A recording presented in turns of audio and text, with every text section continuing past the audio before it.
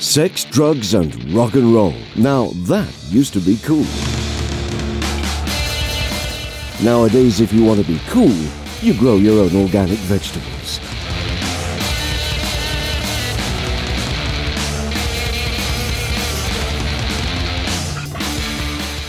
Hip and trendy? Yes, but is there more to it? We asked around at a city farm in Brussels. Ici aujourd'hui on donne un cours ou un atelier de jardinage biologique où les personnes peuvent directement mettre la main dans la terre et apprendre en faisant.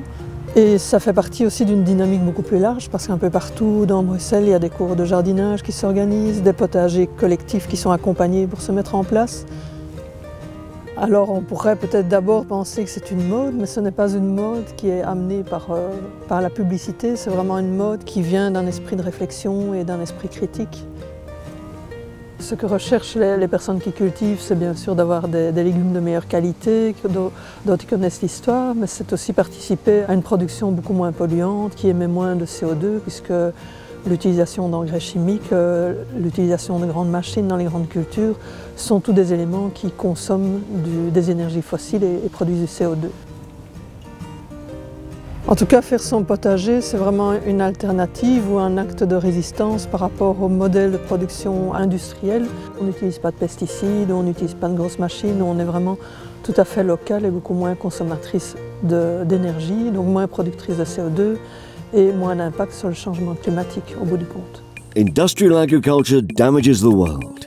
Growing your own organic vegetables is trendy, rebellious and sustainable. Perfect! But can we feed everyone with these urban kitchen gardens? Are civil initiatives enough? And what role should the government play? Niño, ¿quieres ver producción de vegetales en la ciudad? Vamos conmigo. Cuba is suffering from a long-term economic embargo from the United States. After the fall of the Soviet Union, Cuba suddenly found there was no more food to be had. So they had to grow their own food, without access to oil, fertilizers and pesticides. Es donde surge el movimiento de agricultura urbana en Cuba. Todos los espacios de la ciudad se empezaron a ocupar para producir hortalizas, con bases orgánicas. Te tildaban de loco. Producir vegetales, ¿cómo? No puede ser. En la ciudad, aquí, no. La necesidad nos hizo cambiar de manera muy rápida. Sabemos que el hombre la mentalidad no la cambia fácil, pero la actitud fue la que tuvo que cambiar. Si no producíamos, no comíamos alimentos. To feed the population, in every city organic allotments were created, called organoponicos. The government put an army of scientists to work to develop organic growing techniques. The result? The population now grows its own food in one of the most sophisticated and sustainable city farming systems in the whole world. Norma works in one of the biggest organoponicos in Havana, Vivero Al Mar. She introduces us to Taro, one of her colleagues in the cooperative. Aquí el objetivo fundamental es la producción de hortalizas para satisfacer las necesidades de aquí de la comunidad. En el lugar donde estamos, esto antes era un basurero.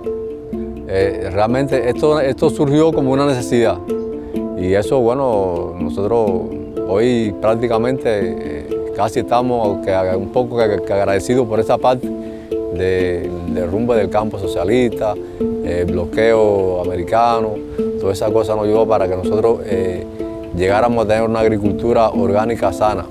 In Cuba, today 70% of vegetables come from organic city farming. It's thanks to government support to small farming initiatives which came into existence during the food crisis that Cuba has achieved results on a larger scale. If we really have to, we can. Está claro que es un modelo de producción más sostenible para el planeta. El impacto ha sido ambiental porque no se utilizan productos químicos, social porque ha generado muchas fuentes de empleo y también en la cultura alimentaria del cubano. Trendy, rebellious, sustainable, healthy and a real alternative. Cuba has shown us that organic hipsters have got it right. However, organic city farming can only thrive when government and civilians take action together.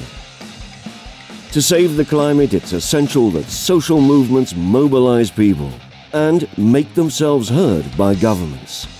A just and sustainable society is within our grasp. We have no time to lose. So, let's get on with it, shall we?